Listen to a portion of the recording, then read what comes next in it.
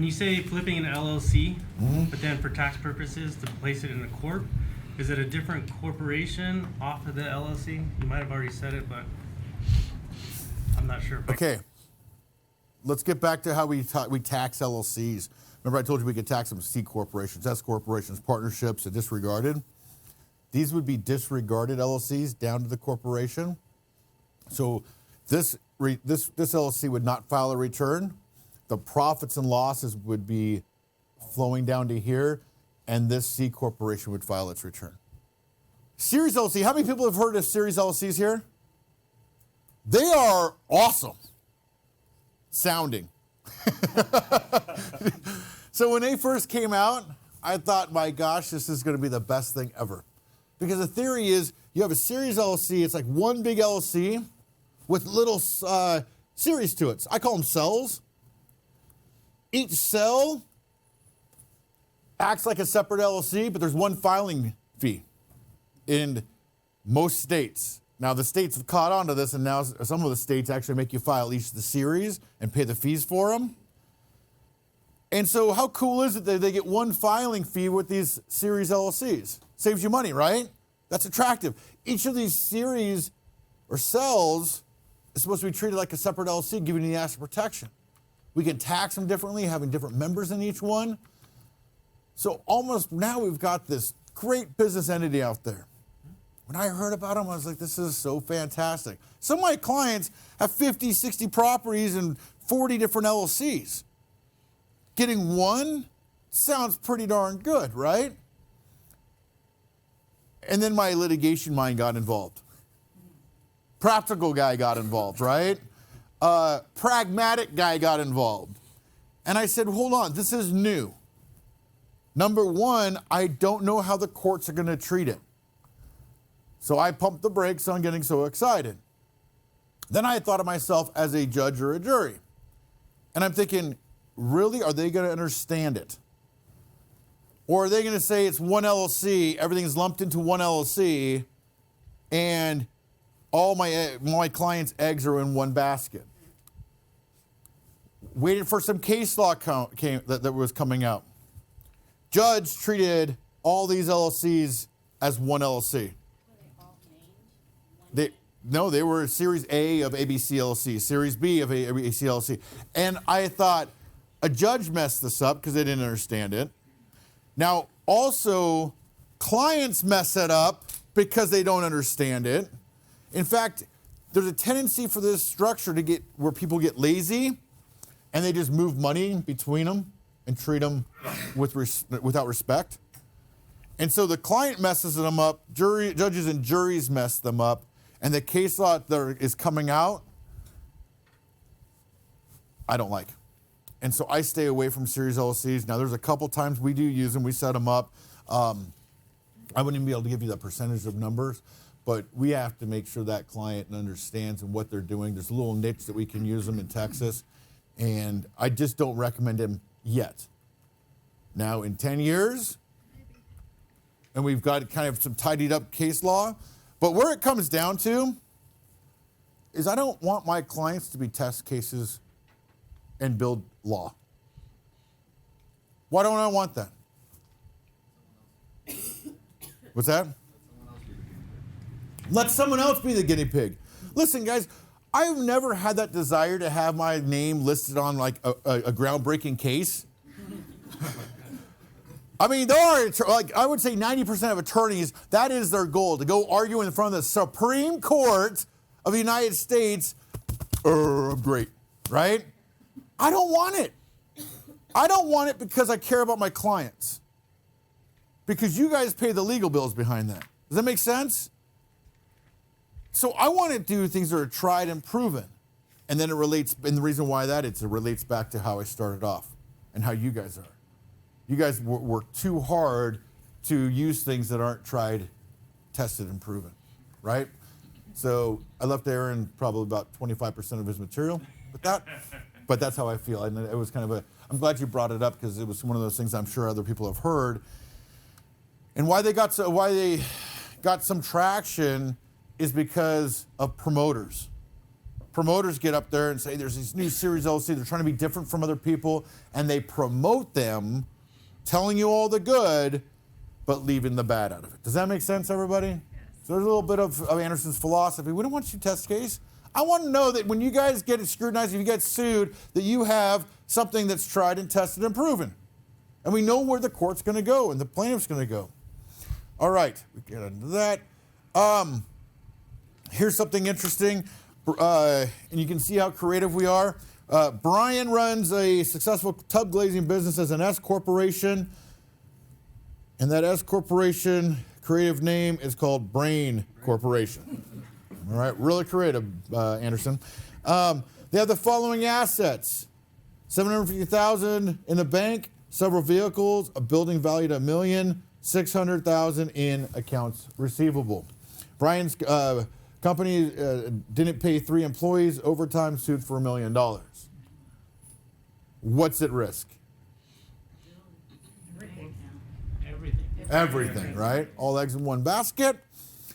So how would you guys go ahead, and this is one of my fingers on your guys' learning pulse, and plus I woke up and I have amnesia now, so I don't know how to structure this. I want you guys to structure it. What's the first thing we should do? Create a land trust. Okay, we can do a land trust. It's going to be a commercial building, so we might want to do let's do a living trust instead, right away, right? Have it owned by a living trust. Now, what about we leave the S Corp and then deal with the $750,000 in cash? Is it smart to have $750,000 in cash? No, right? What I would do is remove excess cash out of it. Let's say that we need $100,000 for that S corporation to run, right? For working capital. So I would remove that $650 and put it into a what state LLC? Wyoming LLC. That's cash. You see how I made the determination, leave enough working capital in the business to be able to run. In this case, if we were to take the whole 750 and then it would become undercapitalized, and that could be a weakness with the asset protection structure. Does that make sense? It's not be able to cover liabilities. If it went into bankruptcy, now we've got issues. What about the vehicles? This is always a tough one for me personally. Do vehicles cause liability? Yes. Really? Have you ever seen a driverless vehicle? Well, I might have to change this story in a few years. Have you ever seen a driverless vehicle get a DUI? It's the person, right? Yeah, but if the vehicle's stolen, you're still liable. Vehicle stolen, you'd be liable for the vehicle. There's a self-driving car that hit somebody just recently. I know, that's why I said I might have to change this story quite quickly. This is a non-self-driving, these are non-self-driving vehicles nowadays. What a weird concept. Could you imagine like yourself 20 years ago thinking there's gonna be self-driving vehicles? Like, this is crazy. The vehicles don't cause a lot of liability. It's the driver, right? Yes. Now, from an asset protection standpoint, having it inside of the Brain Corporation may not make a lot of sense, because if the Brain Corporation gets sued, then those vehicles are at risk. Now, this is where I differ from a lot of attorneys. I do a cost-benefit analysis when I get to this. Beautiful. How much are they worth? I mean, is it really worth retitling a $10,000 truck into an LLC to protect it? No. But I have a lot of truck drivers and a lot of construction guys who have excavators and big heavy machinery. Like a $100,000 vehicle, I'm gonna go ahead and put those in a separate LLC because I don't want my client to have to go buy a new one. Does that make sense? If Brain Corporation gets sued, so what we would do, and I'm gonna start giving you some advanced concepts here, I would go ahead, put it into an LLC, but then we just can't have it, the Brain Corporation using it without the proper paperwork. What kind of paperwork would we need to put in place? A lease. I don't want anyone to get big heads in here, but I got done with you guys yesterday, and I was driving home, and I was talking to my other partners, and I was saying, hey, you know what? I got a really sharp and fun class. Like, the day went like this for me. You know, and I was like, man, these guys got it, okay? But don't get too much of a, okay? Yeah, because I'll find questions to humiliate you guys with. No, I'm kidding. But you guys get this stuff. It's so refreshing because, you know, if you notice, we were synergizing so much, and the momentum that we had was fantastic. Plus, you guys made me laugh. You wore me out yesterday, by the way, too. I fell asleep on the couch at 7:30. You made us laugh. Did I? Yeah. You know, there's something that, that's a funny thing you said that, because when I was first, you know, speaking on this stuff, I was like a university professor, or even, no, it was even worse than that. I was up there. An LLC is a business entity. Then I realized we're talking about death and taxes, and you got to make it a little fun, and you'll retain it more, okay? Well, thanks for that I made you guys laugh. You guys made me laugh, too.